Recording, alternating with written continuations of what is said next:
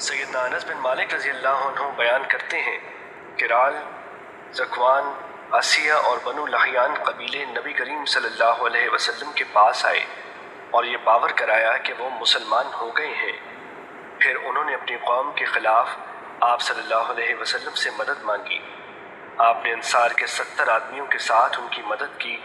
ہم اس زمانے میں ان کو قرہ کا نام دیتے تھے کیونکہ یہ دن کو لکڑیاں جمع کرتے اور رات کو نماز پڑھتے تھے۔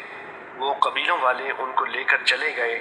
جب وہ بئر معونہ کے پاس پہنچے تو انہوں نے دھوکہ کیا اور ان 70 صحابہ کو قتل کر دیا۔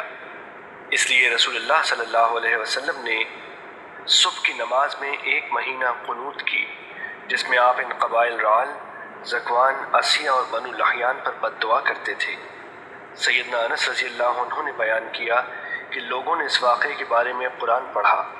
ابن جعفر کی روایت کے مطابق وہ یہ آیت تھی: ہماری طرف سے ہماری قوم کو یہ بات پہنچا دو کہ ہم اپنے رب کو جا ملے ہیں، بس وہ خود بھی ہم سے راضی ہو گیا ہے اور ہم کو بھی راضی کر دیا ہے۔ پھر یہ آیت منسوخ ہو گئی تھی۔